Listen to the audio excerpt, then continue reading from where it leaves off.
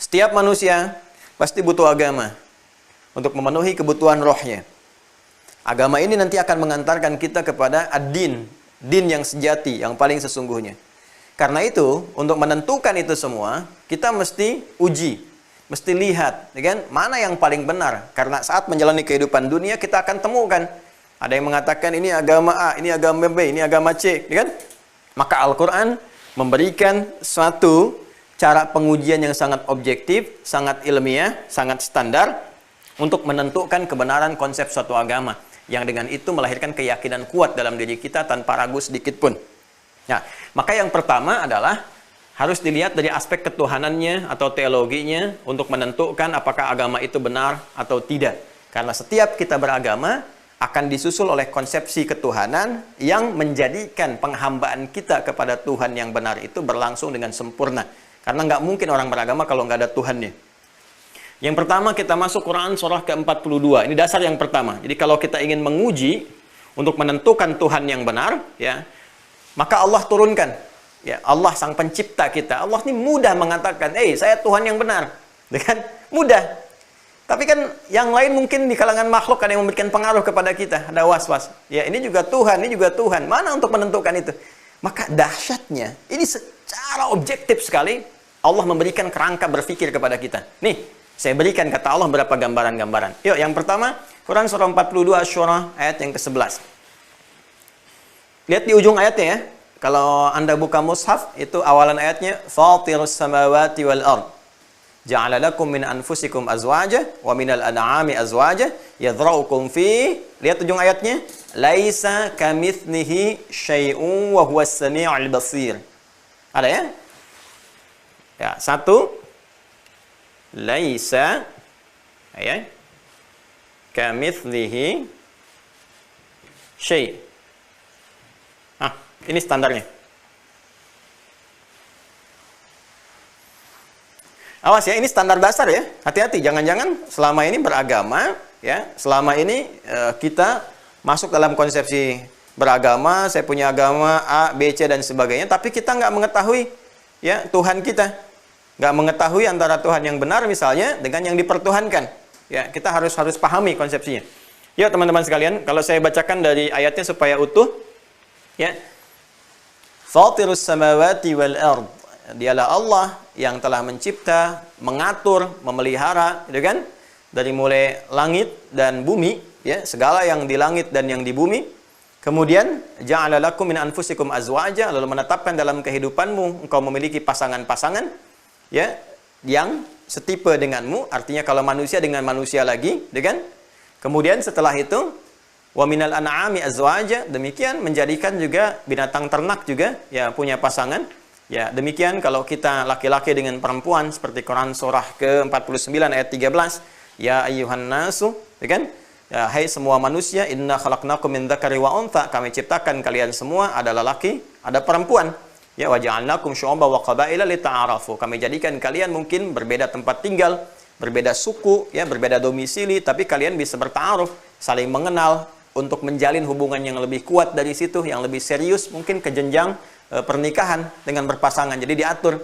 Binatang juga ada jantan, ada betina, demikian juga tumbuhan, ada putik, ada benang sari, ya kan? Yadhra'ukum fi, yang dengan itu kalian bisa saling berketurunan. Nah, yang paling menarik setelah itu, ya, Allah yang mengatur semua itu tentang roda kehidupan di langit, di bumi, contohnya juga kehidupan kalian, mengatur pasangan kalian, memberikan kebutuhan kalian lewat binatang yang juga dia berpasangan sehingga berketurunan untuk terus memenuhi kebutuhan hidup kalian dan kelangsungan hidup kalian. Nah, Allah yang mengatur semua itu punya sifat. Apa di antara sifatnya? Lihat, yang menjadi dasar ketuhanannya. Laisa kamitslihi syai'. Tidak ada yang serupa dengannya, dengan Allah.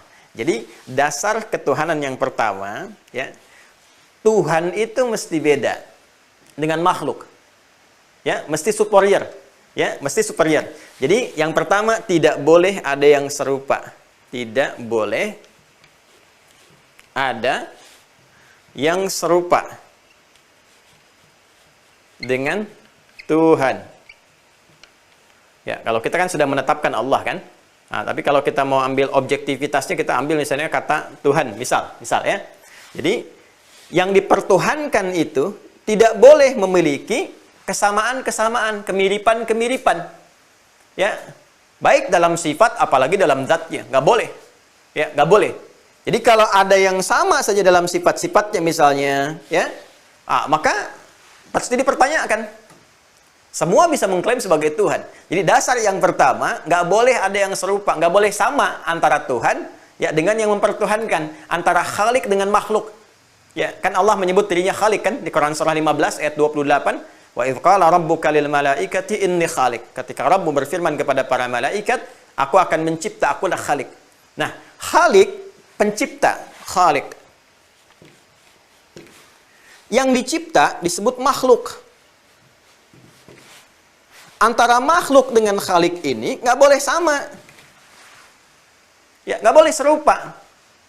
Sebab kalau ada hal yang serupa di makhluk, nanti semua kalangan makhluk itu bisa mengklaim sebagai Tuhan. Gugur sifat ketuhanannya. Ya, jadi dasar berpikirnya antara Tuhan, Khalik dengan makhluk itu hamba, nggak boleh ada keserupaan. Kalau ada sifat-sifat yang mengindikasikan keserupaan, ya keserupaan antara makhluk dengan Khalik di sini, atau adanya sifat makhluk disematkan kepada Khalik, maka itu bukan Tuhan. Saya ulang ya. Ditetapkan sebagai Khalik, sebagai Tuhan, maka dia harus punya sifat yang sama sekali berbeda. 100% different, ya, antara makhluk ini dengan Khalik, dengan Tuhan. Nggak boleh sama sekali, nggak boleh sama. Artinya apa? Artinya, pertama, kalau di sifat Khalik ini ada keadaan-keadaan yang dimiliki oleh makhluk, maka secara langsung kita bisa katakan ini yang dipertuhankan di makhluk ini bukan Tuhan. Misal, ada misalnya mengatakan A ini Tuhan, B Tuhan, C Tuhan. Sekarang kita cek dengan dasar yang pertama. Laisa kamitslihi syai'. Yang disebut Tuhan itu nggak ada yang serupa dengannya. Nggak boleh punya keserupaan. Ya kan? Nggak boleh ada kemirip-miripan dari sifat dan sebagainya. Harus berbeda sama sekali dari segala apapun. Laisa kamitslihi syai'. Maka tinggal dicek. Coba lihat yang dipertuhankan itu. Kalau dia punya sifat-sifat yang terkait erat dengan sifat-sifat makhluk, maka kita langsung bisa coret. Nggak bisa nih. Nggak bisa nih. Sekarang kita cek misalnya. Kita cek ya. Baik, tadi di ayat tadi. Fatirus samawati wal ard, ja'ala lakum min anfusikum azwaja. Baik, yang namanya makhluk, kata Allah, kata Tuhan, aku rawat langit dan bumi. Aku ciptakan, aku rawat. Lalu aku tetapkan dalam berkehidupan itu, misal dari kalian berpasangan. Jadi ciri khas makhluk, satu, punya pasangan. Nih ya. Yuk kita terapkan ya, pelan-pelan ya. Kita terapkan. Awas. Ini satu hal yang sangat penting ya. Makhluk berpasangan. Karena itu Allah jelas menetapkan secara langsung di Quran surah ke-51. Penegasan dari ini. Ya, Quran surah 51, Az-Zariyat. Di ayat 49. Pasti pelajaran teologi yang padat ya. Perhatikan Quran surah ke-51, Az-Zariyat, ayat ke-49. Kalau di mushaf standar paling kiri ya, agak ke bawah, biar agak cepat. Wa min kulli syai'in. Ya, wa min kulli syai'in. Perhatikan baik-baik. Dan dari semua hal, segala hal yang diciptakan. Khalaqna zawjaini. Wa min kulli syai'in khalaqna zawjaini la'allakum tadhakkarun. Fokus. Dan dari segala hal, kata Allah, yang aku ciptakan, ya, khalaqna zawjaini, ya, kami ciptakan berpasangan. Nih. La'allakum tadhakkarun, supaya kalian sadar, ya, mengerti bahwa cuma aku yang tidak punya pasangan. Saya ulang ya, saya ulang nih. Kalau di surat Asy-Syura, di surat Asy-Syura yang ini, surat Asy-Syura ayat yang ke-11, ya, kata Allah setelah mengatakan aku mencipta merawat langit dan bumi serta keberlangsungannya dan menjadikan kalian itu berkehidupan wahai makhluk berpasangan. Nih. Jadi pasangan itu sifat makhluk.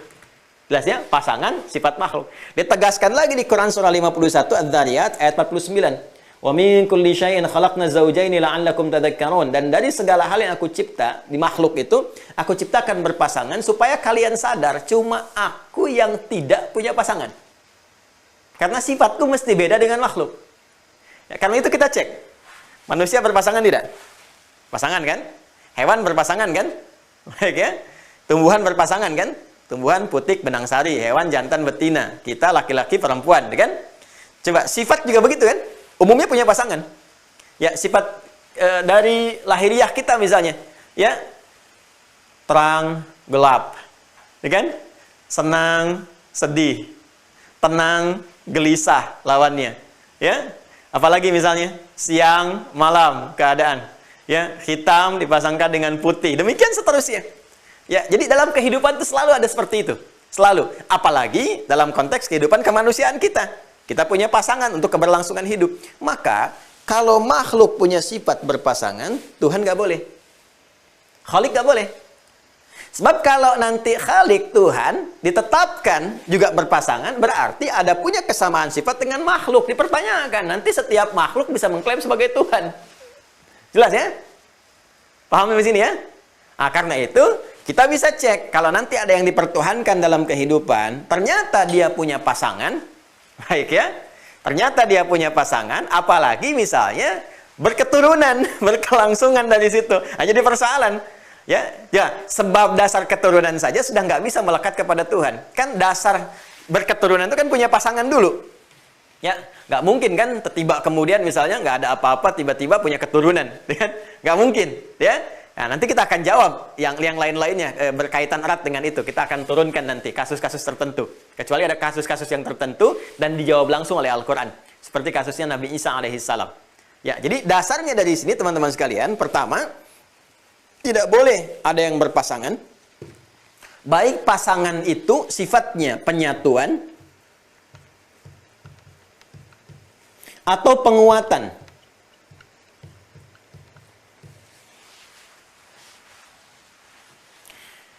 Penyatuan itu menyatu melahirkan keturunan. Ya, dari lelaki, dari perempuan ada keturunan. Jadi keberpasangannya aja ditolak, apalagi punya konsepsi berketurunan. Ya, misalnya yang dipertuhankan berpasangan bisa menikah atau hasil dari sebuah pasangan atau dari keturunan. Ya, kan dari sini sifat pasangan itu kalau menyatu kan melahirkan, dilahirkan kan? Ini saya tuliskan sini ya. Pasangan udah, terus melahirkan atau dilahirkan. Ya. Melahirkan itu bahasa Arabnya itu yalid. Kan? Dilahirkan yulad. Yalid yulad. Ini konsekuensinya. Keberpasangan yang melahirkan penyatuan, ya kan? Akan menjadikan lahirnya keturunan. Baik melahirkan atau dilahirkan. Jadi bisa jadi ada yang mengklaim Tuhannya berpasangan atau bisa jadi yang diklaim sebagai Tuhan itu yang dilahirkan. Ya, jelas ya dari hasil penyatuan. Misalnya ada yang melahirkan atau dilahirkan, yalid atau yulad. Boleh jadi yang dipertuhankan dari pasangannya atau dari keturunan yang lahir dari situ. Nah, sedangkan sifat Tuhan nggak melahirkan. Melahirkan itu sifat makhluk, manusia. Atau bahkan hewan juga melahirkan, ya. Tumbuhan juga melahirkan, ya, melahirkan keturunan-keturunan, ya, tunas-tunas baru dan sebagainya. Tuhan nggak boleh. Kalau Tuhan punya sifat melahirkan, berarti sama dengan makhluk, berarti dia bukan Tuhan yang sejati. Jelas ya? Objektif sekali kan? Dilahirkan juga sama. Ya, jadi nggak bisa, nggak boleh dilahirkan, nggak boleh melahirkan. Ya, kalau dalam bahasanya kita susun secara fasih, lam yalid wa lam yulad. Jelas ya? Baik, nih. Satu. Jelas? Jelas apa pusing? Jelas ya? Nah, jadi secara singkat, nggak boleh sifat makhluk sama dengan sifat Tuhan. Yang pertama, kalau makhluk berpasangan, Tuhan tidak boleh berpasangan. Tidak berpasangan itu apa sih? Hah? Tunggal kan? Tidak berpasangan itu tunggal kan? Ya, tunggal. Satu yang tidak berkembang. Ya, karena kalau pasangan kan pasti berkembang. Ya, di bahasa Arab itu begini, di bahasa Arab itu ada satu yang bisa berkembang, ada satu saja yang nggak bisa berkembang. Ya, Kalau kita katakan misalnya satu berkembang, ya berkembang tuh. Maka kita katakan wahid, isnin, talata, arba'ah, khamsah. Nah, itu satu yang berkembang. Kalau di bahasa Inggris kalau nggak salah ordinary number gitu ya. Jadi bisa naik gitu ke atas tuh. Ya, 1, 2, 3, 4, 5. Kalau ada istilah yang keliru bisa diluruskan ya. Ya, jadi 1, 2. Nah, di bahasa Arab tuh wahid, isnin, talata, arba'ah. Ya, wahid kalau ingin kita jadikan bentuk tunggal yang tidak berkembang. Ya, tetap di situ. Maka ada dua caranya. Satu, rubah kalimatnya dari wahid jadi ahad. Ya, dari wahid jadi apa? Ahad. Kita ingin katakan tunggal. Ya, esa. Ya, esa, tunggal. Sama sekali nggak ada yang lainnya. Maka kita jadikan kalimatnya langsung menjadi ahad. Ya, saya hapus dulu ini ya. Oh, atau ke atas biar enak. Ahad nih. Ahad. Nah, kalau sudah ahad, maka ini satu-satunya nggak ada dua, nggak ada tiga dan sebagainya. Ya. Atau kita sifati sifat wahid dengan sifat yang melekat kepadanya. Ya, kalau di bahasa Arab itu ada na'at man'ut, disifatin, sifat dan mausuf. Ya. Misal, kalau kita ingin sebutkan ketuhanan ilahiyat, kita ambil kata ilahnya. Ilah yang terkait dengan ketuhanan. Ilah. Pakaikan kata wahid.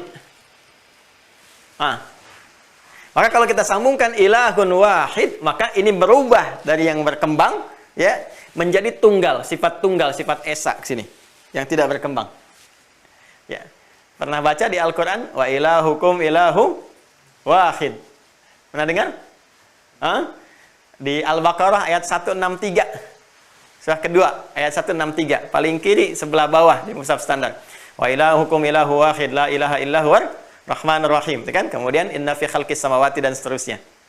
Jayid. Baik, ya. Nah, kalau sudah pakai ilahun wahid berarti tunggal. Kalau sudah pakai ahad berarti tunggal, nggak berpasangan. Loh, jadi sifat Tuhan yang sejati nggak boleh berpasangan, mesti tunggal, mesti esa. Karena beda ya dengan makhluk, tidak boleh sama. Maka pertama dia harus punya sifat ahad. Ya, supaya kita bisa bergantung dengan fokus. Ya, bayangkan kalau Tuhannya lebih daripada satu, apalagi berpasangan. Atau ini, saling penguatan, saling pelengkap. Ya, jadi ada Tuhan yang ngatur urusan A, Tuhan ngatur urusan B, Tuhan ngatur urusan C. Berpasangan juga, cuma sifatnya penguatan. Saling melengkapi satu dengan yang lainnya untuk saling menguatkan. Ya, itu punya serikat. Dalam bahasa Arab itu disebut kufu. Kufu yang menguatkan. Ya, kufu. Nah, jadi kalau kita katakan Tuhan tuh mesti ahad, nggak boleh ada serikat yang saling menguatkan. Kalau menguatkan berarti Tuhannya nggak kuat. Ya, harus punya partner, gitu kan? Nah, sedangkan sifat Tuhan harus lebih kuat. Ya, nggak boleh tuh. Tuhannya harus satu, nggak boleh punya partner, nggak boleh punya pasangan menguatkan. Itu bahasa Arab paling fasihnya mengatakan lam yakul lahu kufuwan ahad. Kufu. Ya, nggak boleh ada satu pun yang menjadi pasangan bagi dia, nggak menjadi penguat bagi dia. Dia tetap harus tunggal karena punya sifat laisa kamitslihi syai', mesti berbeda dengan makhluk. Dengan begitu dia akan menjadi tumpuan yang kokoh. Ya, tumpuan yang kokoh untuk bersimpuh, berlindung, minta sesuatu disebut as-samad namanya. As-samad. Oke? Okay? As-samad. Tuh udah dapet tuh. Jadi ada ahad, ada as-samad. Kan? Kemudian ada lam yalid walam yulad, kemudian yang terakhir walam yakul lahu kufuwan ahad. Paham? Baik, ini baru satu ya. Nah, tenang. Nah, sekarang kita turunkan dengan persoalan-persoalan. Diuji dulu, diuji. Ya Allah, kenapa nggak boleh Tuhan itu punya serikat? Kan gampang-gampang aja misalnya menentukan Tuhan A, Tuhan B, Tuhan C. Misalnya ada 3 jenis Tuhan, atau 4 jenis, atau 5 jenis, dan sebagainya. Semua saling punya peran. Maka Allah kemudian meminta kita untuk menggunakan logika kita yang paling dalam. Kalau bahasa tingginya, aku berikan kamu akal untuk mencerna. Coba kamu pikirkan. Maka turunkan Quran, diturunkanlah oleh Allah Quran surah ke-21 Al-Anbiya, di ayat ke-22. Ya, coba ingat teman-teman. Kalau kita korelasikan dengan Quran surah 42 Asy-Syura ayat 11 di pembukaannya, masih ingat? Fatirus samawati wal ard. Dialah Allah yang mencipta, yang mengatur, menjaga langit dan bumi. Tetap seimbang, ya kan? Dalam kehidupan. Menguasai itu semua. Sekarang lihat Quran surah ke-21 ayat 22. "Lau kana fihima alihatun illallahu lafasadata." Coba lihat ya, Quran surah Al-Anbiya ayat 22. Coba Anda berpikir dengan jernih, kata Al-Quran. Ya, jangan libatkan dulu emosi dan sebagainya, berpikir dengan jernih. Kalaulah dalam pengelolaan langit dan bumi itu terdapat lebih dari satu Tuhan yang tidak tunggal tadi, banyak Tuhannya, 2-kah, 3-kah, 4-kah, 5-kah dan sebagainya, lafasadata, tentu akan terjadi potensi-potensi ya kerusakan dalam pengaturan itu. Potensi-potensi yang menyebabkan tidak teraturnya, bahkan benturan-benturan, bahkan kerusakan yang terjadi. Ya. Karena apa? Sesuatu yang lebih dari satu, ini menunjukkan pikiran-pikiran yang tidak sama, kan? Ya, konsepsi yang tidak serupa. Boleh jadi ada perbedaan pendapat. Saya dengan Anda di sini, di Zoom ini ada berapa banyak? Yang di YouTube juga terhubung, yang tidak masuk Zoom misalnya, yang belum tahu, ada di YouTube. Saya dengan kawan-kawan saja beberapa ini, mungkin seleranya berbeda. Dari warna saja, si A senang biru, si B senang putih, si C senang merah, dan sebagainya. Ya kita lihat, dari makanan saja coba. Yang ini suka A, ini suka B, ini suka C, dan sebagainya. Dari segi menata aktivitas saja udah beda. Coba di keluarga, saat bangun. Kan masing-masing punya arah yang berbeda. Ini pengen wudhu dulu, ini pengen duduk dulu, ini pengen minum dulu, dan sebagainya. Ya, bisa nggak Anda bayangkan? Kalau kemudian Tuhan lebih daripada 1, 2, 3, 4, 5, dan sebagainya. Dan saat yang bersamaan, semuanya mengatur alam semesta. Dan punya pandangan yang berbeda. Bisa dibayangkan nggak bagaimana hal yang terjadi kepada alam? Ya, kata Tuhan yang satu, ini penduduk Bekasi ini, waduh, ada yang nggak mau ibadah kepada kita nih. Aku hukum saja. Ya, itu Tuhan hukuman. Kata Tuhan kasih sayang, jangan dulu tuh, jangan dulu. Karena di antara keluarganya ada yang minta rahmat juga tuh, minta ampunan. Ya, atau yang kata Tuhan yang satu lagi, nggak bisa. Kita kasih pelajaran aja dulu, kasih halilintar misalnya kan, supaya mereka mengerti. Anda bayangkan sesama Tuhan beda pendapat. Kalau Tuhannya ribut, kemudian terjadi keributan antar Tuhan, apa yang terjadi pada alam semesta?